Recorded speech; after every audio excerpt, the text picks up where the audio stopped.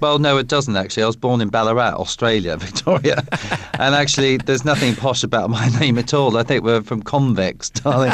So, no, Revel is my middle name. It's my father's middle name and my grandfather's first name. So it's a family name. I like you because you tell it as it is and you don't shtick it up. If you don't like someone, you tell them you're rubbish. I like that. Well, I think it's good in life to be honest. And I think particularly in dancing, when you've got a celebrity who can't dance, they need to know how to improve for the next week, obviously. So if I'm not going to turn into Paula Abdul and become, this heinous sort of love fest, with, gloves, cotton wool gloves on them. And, I think it's better to tell them the truth so they can come back and do something about it. You've had such an interesting career, and I'm a big fan of musical theatre, but I kind of walk out of more than I stay into these days. It's interesting how it's moved, hasn't it? It seems like if you've got ABBA tracks in your musical, it's going to work. There seems less shows being put on at the moment. Well, there are, and I think that's the general climate, though, because a theatre's quite a difficult thing to make money on, and producers, want to invest, want their investment returned. But I've just done Chess the Musical, which has opened in Newcastle, has been to Edinburgh, going up to Aberdeen, in Cheltenham now, and it's going on a national tour and it's doing very, very well. But yes, of course, we have Sir Tim Rice, who's written the lyrics.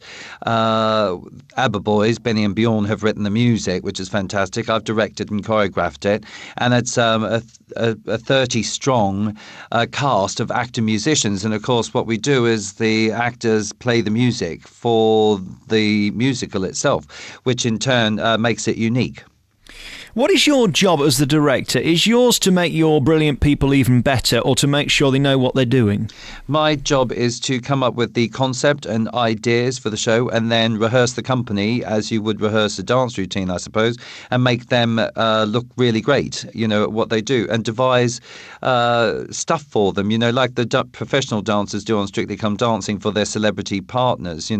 They have to create choreography that suits the people. Obviously in something like Chess, and my other show, Spend, Spend, Spend, that's on at the moment, they're all actor-musicians. So primarily they're actors, then they're musicians, then they're singers, so they're not necessarily dancers. So you have to create choreography that they can all achieve and look good at doing.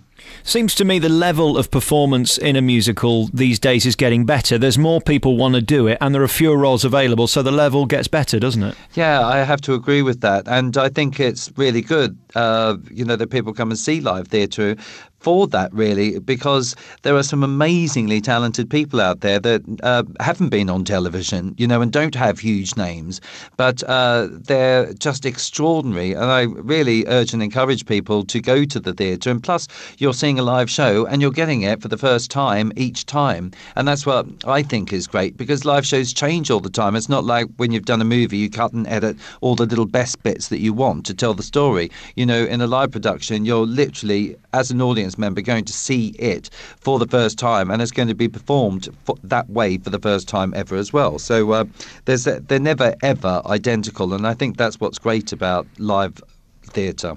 This sounds a bit flippant, and I don't mean it to, but you've spent your years slogging away in musical theatre and in the theatre, working hard, 8 times a week, hours and hours and hours and hours. Does it bother you that you can go and do an hour and a half of TV once a week and earn 10 times as much, and really have to have no talent to do it other than a bit of experience and being a bit gobby? Oh, you're talking about Len Goodman. Oh, no, sorry, you're talking about Bruno Tonioli. And you forgot to mention the Italian side of that. How can an Italian come to it? Who can't speak English? Less to be said about that. No, I think it is peculiar, yes, but that's the nature of television, isn't it? It's immediate. Also, it goes to 12 million people, whereas theatre, at maximum, is going to go to 3,000 if you're working the Palladium or the Edinburgh Playhouse.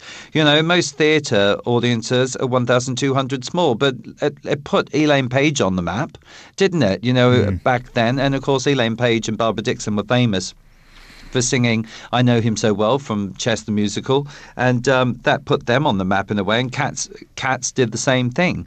But with the advent of, reality TV, I think, there are people out there, obviously, that are becoming famous for not having any talent at all, which I think is extraordinary. I mean, it's very, very different on something like Strictly Come Dancing, because all the celebrities are famous in their own right for something that they do really, really well. And their next challenge, if you like, is going to be that, like Celebrity MasterChef. Your next challenge is to cook and become a really great cook. We want them to learn the dance and become really great dancers if they can, or at least encourage the audience of our 12 million, strong, to get up there and have a go at it, which I think is equally brilliant. Craig, you're a theatre man. You're used to criticism and developing. I need to give you some help with diction, if you don't mind, and how you speak, because you said there Elaine Page. Well, also it depends where you're from, my darling. Some people up north might say Elaine.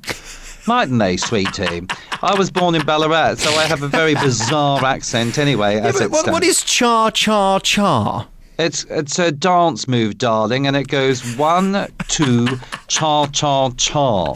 And when you're trying to explain it to someone that's never danced before, it's wonderful to, I think, to elongate a vowel. Yes. Most people don't know what a vowel is anyway. Well, Carol Vorderman does. She knows all about that kind of thing. She knows all about it.